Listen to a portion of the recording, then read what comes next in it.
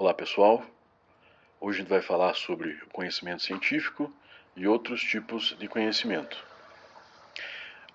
Para iniciar a nossa conversa, a gente tem que saber primeiro o que é ciência, né? E etimologicamente significa conhecimento. Então, se você buscar a palavra ciência no dicionário, você vai ver lá que está escrito que ciência é conhecimento, significa conhecimento. Porém, nem todos os tipos de conhecimento são considerados ciências, como conhecimento vulgar. Conhecimento vulgar que a gente diz aqui, conhecimento popular, aquela crença popular que a gente tem. Então, nem todo conhecimento é chamado de ciência, mas a ciência é o conhecimento. Aí tem um autor chamado Oliveira, que num dos seus trabalhos ele disse o seguinte, veja comigo aqui. Trata-se do estudo com critérios metodológicos das relações existentes entre causa e efeito de um fenômeno qualquer, no qual o estudioso se propõe a demonstrar a verdade dos fatos e suas aplicações práticas. É uma forma de conhecimento sistemático dos fenômenos da natureza, sociais, biológicos, matemáticos, físicos, químicos, para se chegar a um conjunto de conclusões verdadeiras, lógicas, exatas, demonstráveis por meio da pesquisa e dos testes. Então veja, o conhecimento, a ciência trata de todo um critério metodológico, como está dizendo lá. Tem toda uma metodologia que deve ser seguido para que aquilo seja considerado ciência, um conhecimento que tem a ver com a ciência. Né? Então vai passar por todas aquelas etapas ali, daqueles fenômenos dentro desse estudo sistemático. Né? Vai ter que investigar a natureza, a comportamento social, biológico, enfim, tudo que está descrito ali. Né? E a gente vai ter que comprovar isso de alguma maneira dentro da nossa pesquisa.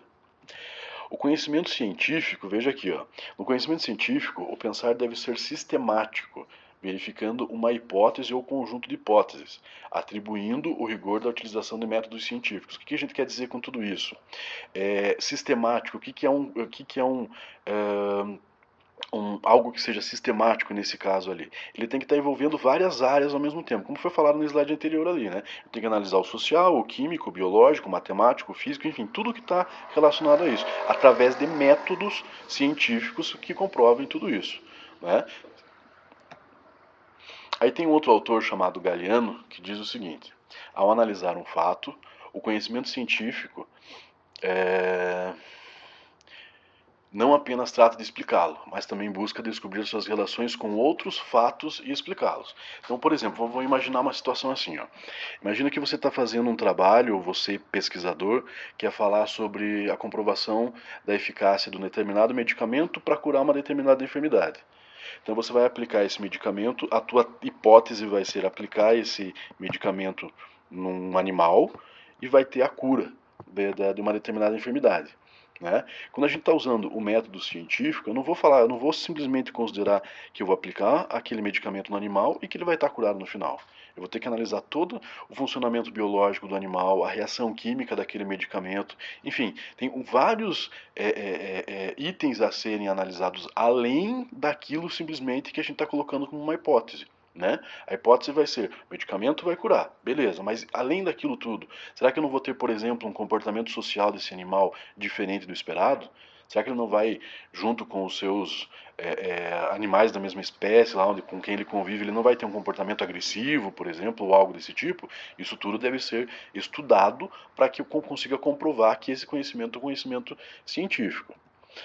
Aí vem um outro tipo de conhecimento, que é o que a gente trata de senso comum, ou senso vulgar, né? Que ele é definido por vários autores como algo que vem da experiência do dia a dia, que são conhecimentos que se desenvolvem a partir do cotidiano ou de uma necessidade. É uma forma de conhecimento que permanece ao nível das crenças vividas, segundo uma interpretação previamente estabelecida e adotada pelo grupo social. Ao contrário do conhecimento científico, leva a pensar de forma assistemática, sensitiva e subjetiva, sem atribuir o rigor e a utilização dos métodos científicos, do método científico. Veja, por exemplo, vou pegar uma situação de um senso comum aqui. Acredito que todo mundo já deve ter passado por uma avó, uma tia, a mãe mesmo, dizendo assim, tome um chá de não sei o que para sarar isso que você está tendo ali. Será que existe uma comprovação científica que aquilo realmente funciona? Ou é simplesmente que funcionou para o fulano de tal, então vai funcionar para você? Ou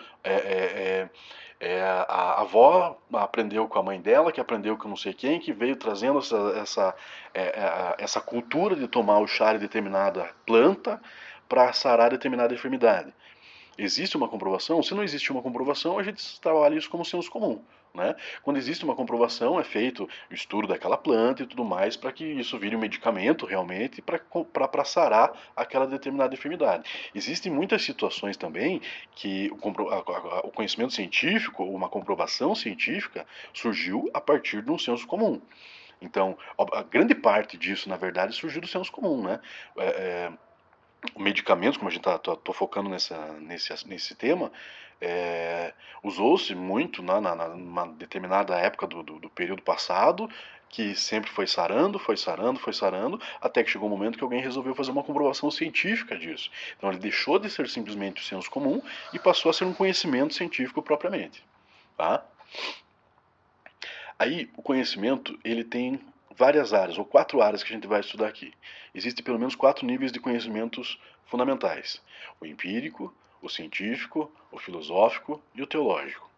Quando a gente está trabalhando com estudos acadêmicos, a gente só pode utilizar conhecimento científico, mas é necessário conhecer todos para principalmente saber diferenciar. Quando você for fazer um trabalho acadêmico, você vai ter que sempre trabalhar, sempre se basear em estudos do conhecimento científico. Né? Se você não tiver uma comprovação científica, por exemplo, vai apresentar um TCC e não comprovar, simplesmente falar que aquilo, eu acredito que aquilo funcione, ou baseado no que minha avó disse, isso não tem validade alguma no meio acadêmico. Então, para atividades acadêmicas, um trabalho acadêmico que você for apresentar, você vai sempre se basear em pesquisas científicas, em comprovações científicas daquele assunto, daquele tema que você está estudando. Vamos falar cada um deles em separado agora. O conhecimento empírico. O que é o conhecimento empírico? É o conhecimento popular, vulgar, adquirido na vida cotidiana ou ao acaso. Ele é assistemático, está relacionado a crenças e valores, faz parte de antigas tradições. Então, aquela ideia que a gente já falou, por exemplo, do chá. Né? Acredita-se que o chá funciona para curar aquilo ali. Não precisa passar assistemático, como ele fala ali, ele não precisa ter um sistema de comprovação. Né? Foi feito, alguém tomou e funcionou, é a comprovação que basta. Né? Não tem ali um estudo que o que acontece antes, ou a reação química no organismo, ou qualquer coisa nesse sentido. Né? Então esse é o conhecimento empírico, e normalmente ele é trazido de geração para geração. Então uma mãe aprendeu isso, passou para o filho ensinou para o outro filho, assim por diante. Então é o que a gente chama de conhecimento empírico, que está com a gente. E o conhecimento científico é o conhecimento real e sistêmico. Ele é próximo ao exato. A gente já vai falar por que ele é próximo ao exato. Ele vai além do fenômeno em si. O que significa além do fenômeno? O fenômeno que a gente está estudando é aquela hipótese, um medicamento para determinada enfermidade. Mas e todo o contexto além daquilo? Né? O depois, o antes, o que causou aquele problema, qual é a reação daquele medicamento. Então ele vai muito além de simplesmente falar que o medicamento cura a enfermidade. Então o estudo vai além de tudo isso. Utiliza a classificação, comparação, aplicação dos métodos e análises para extrair princípios e leis que estruturam um conhecimento rigorosamente válido e universal. Então, assim, eu vou ter que fazer uma comparação, por exemplo. Não adianta eu falar que o medicamento que eu quero vai sarar uma doença do meu cachorro. Eu tenho que fazer um estudo e falar que ele vai sarar a doença do meu cachorro e falar que ele é válido. Né? Eu tenho que fazer um estudo com comparações com outros animais, com outras situações, em outras condições, para que realmente aquilo que eu estou dizendo que funciona, comprove-se que realmente funciona. Né? Não basta uma situação. Então tem métodos e aplicações ali de comparação e tudo mais para que seja o que a gente chama ali de universal. Universal quer dizer, vai funcionar para qualquer indivíduo. Né, no caso de um medicamento. Não é um cachorro aqui no Brasil, vai ter que ser um cachorro no Brasil, enfim, e qualquer outra situação ou condição que ele esteja. E por fim, não é considerado algo pronto, acabado e definitivo.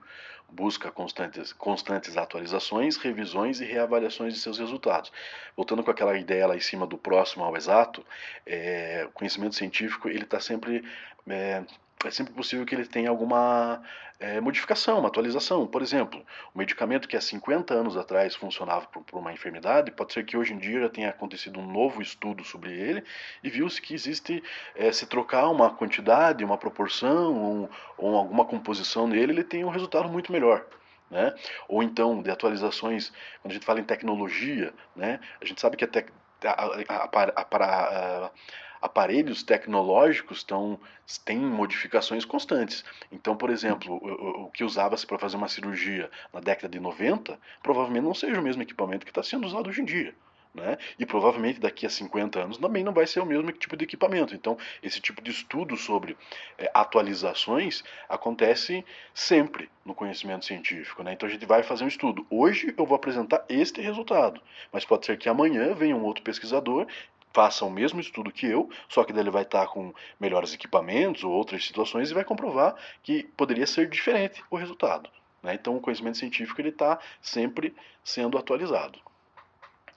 O próximo conhecimento é o conhecimento filosófico.